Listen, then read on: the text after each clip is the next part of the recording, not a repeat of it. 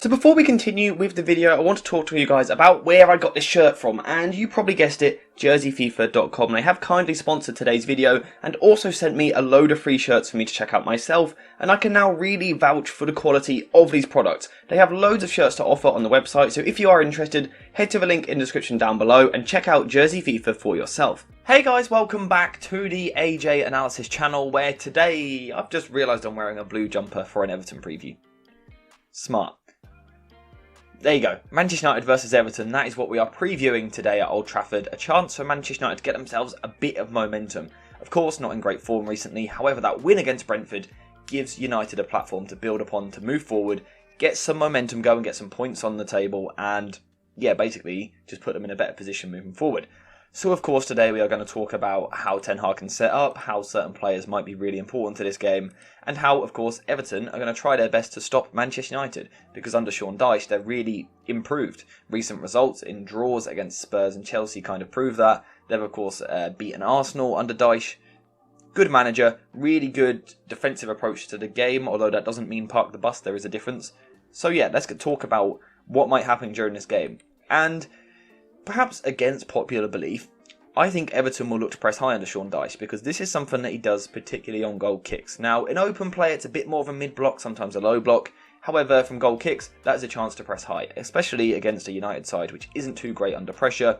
So I think Dyche will kind of take that opportunity to try and move his team high. The question is, how can Manchester United deal with this? Well, I'll be honest, I don't think there is a particularly special or specific or tactical genius solution to this. United's best bet is probably to set up how they normally set up, perhaps with the fullbacks a little bit deeper than normal though. I think maybe dragging these Everton wingers out might be something which Dyche doesn't want to happen.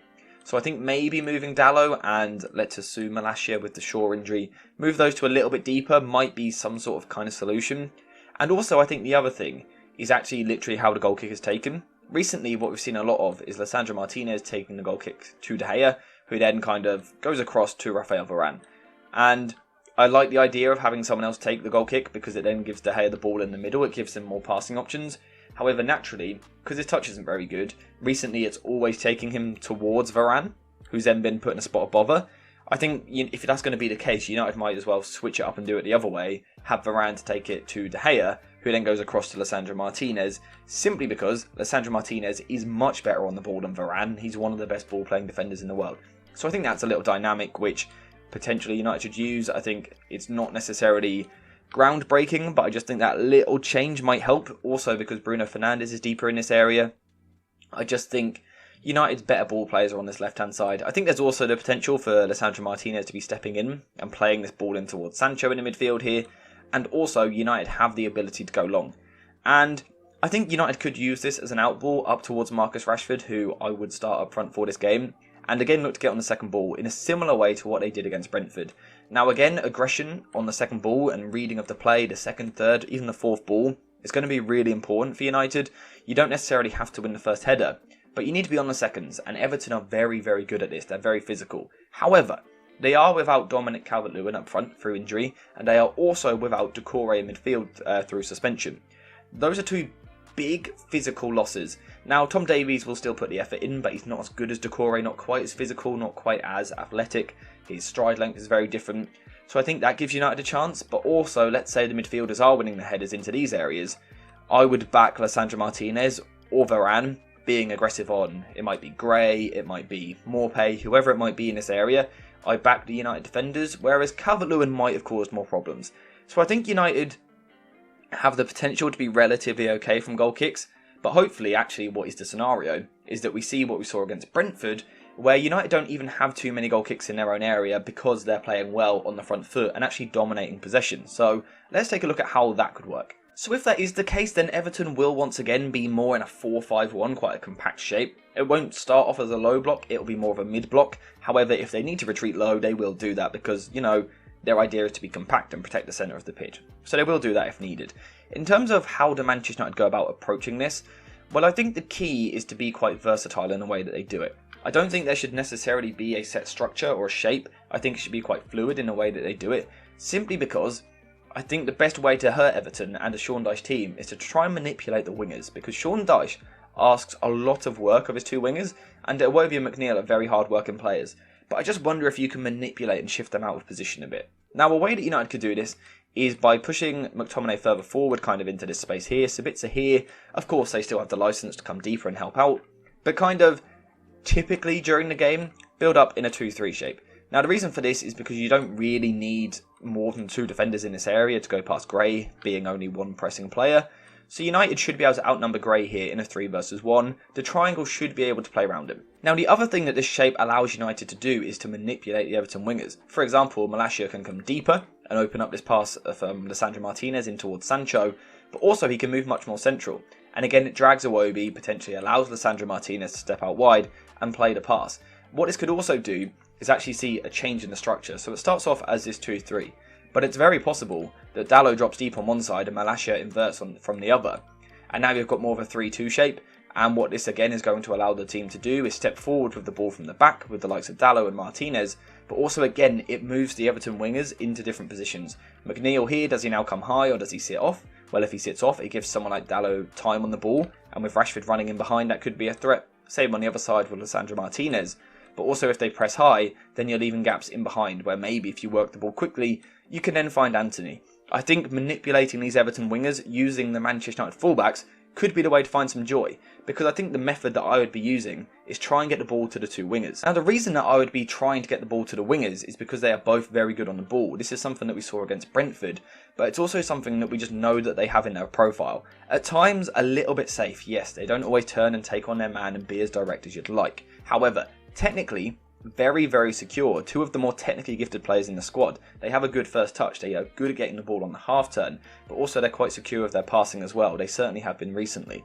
So I think this could be a good way for United to progress the ball. Kind of bait the winger in, the Everton winger in that is, find a way to work the ball to either Anthony or Sancho, and then let them kind of slowly progress the team up the pitch, carry the ball forward slowly, but moving it forward kind of gradually allows United to squeeze up the pitch. From where, United can then kind of look to take control. We saw it happening against Brentford, and United could do something quite similar in this game. I would also like a bit more bravery from the 2 of them. You know, can you really go at your fullback? Godfrey and Coleman, decent defenders, but Coleman is way past his best. Godfrey certainly isn't a left back. He's barely a fullback, but a left back certainly not. So maybe Anthony and Sancho can have some success getting at them, dragging the team up the pitch. And if this is happening, it is going to force Everton to play deeper and deeper.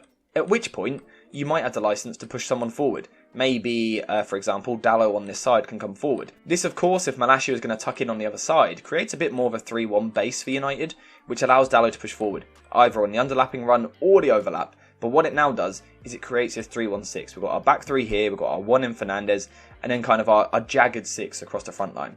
And again, what this is going to allow the team to do is outnumber the Everton defence. Now, down this side in particular, if Dalot is making these runs forward, McNeil is a player which will track. And at times, if Anthony is moving inside, Everton will almost drop all the way into a back 5. However, then I think United have the potential to overload the midfield. Because with Fernandes playing in this area, but then McTominay, Sabitzer, Anthony moving inside, Rashford dropping in, United now have the real potential for central overloads. We can see that I've got 4, if not 5 players in the middle here, compared to just the 3 Everton midfielders. And with McNeil being dragged deeper, it might create room here for someone like Scott McTominay or Bruno Fernandes could move across, and it could work very well. And of course it could work on the flip as well. We could see Sancho come inside, Malacia push around, Lisandro Martinez comes across, Varane comes across, as does Dalot, and again it works in a sort of similar fashion. Fernandes can get into these areas if Iwobi's being dragged deeper, and again it gives United the base to take control and dominate possession, which is ultimately what I think this team really wants to do. Now, if this is the case, like I said there, it would allow United to take control and really squeeze high up the pitch. The question now is, how do you actually create chances? Well, the main strategy here really is to cause overloads on the last line. We talk about a lot generating a front 5 up against a back 4. We could certainly see that in this game. However, if Everton are willing to drop a winger, either Iwobi or McNeil deep, then that would match it up. However, United could have the potential to really go with a front 6 here at times, with Malacia, Sancho, Sabitzer, Rashford, McTominay and Anthony all pushing forward. Of course, sometimes it would be Dalot instead of Malacia, but it gives them the opportunity to work the extra man. And what this means is it means that you play in channels of space. And when you've got players like, if we're talking in particular, Sancho, Rashford, Sabitzer and Anthony when he moves inside, in the channels, up against players like Tarkowski and Keane, who aren't the most agile, the most nimble, the quickest on the turn, it could really allow United to take control, but also create chances in the final third with quick interchanging play. Ultimately, the key to this is also going to be patience. United need to, take their time on the ball. They don't need to rush forward, take their time, move it from one side, come out, then move it out to the other side, and it could really hurt this Everton team. The question then is all about execution in the final third. You probably don't get too many chances against this Everton team, against the Sean Dyche side, so you probably need to take them when they come your way. However, if United can do this, I'm confident that they can really hurt this Everton side. What they will also be able to do, hopefully, is counter-press efficiently. We saw this to great effect up against Brentford in midweek. This Everton team could be forced all the way back.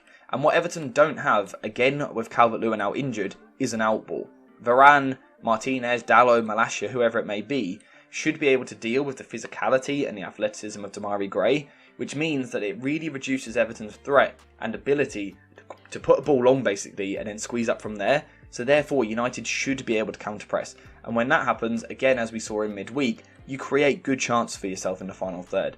And it's for those reasons why I think United could play really well. I think the wingers are going to be important. They need to kind of have that ball progressing ability, but also the bravery to get at their fullback, their link play with their own fullback, whether it be Malacia on the left or Dalot on the right. I think they will be important because Sean Dyche's side will be difficult to break down. They always are, so it will be the case. However, I think with this setup, and I think Ten Hag will actually use this setup, I think United can cause problems. But let me know what you think in the comments down below. What sort of starting 11 would you go for this game? Who do you think might be the key players? What are the weaknesses in this Everton side? All of that, let me know what you think. Thank you guys for watching. I hope you have enjoyed the video. And as always, I will see you in the next one.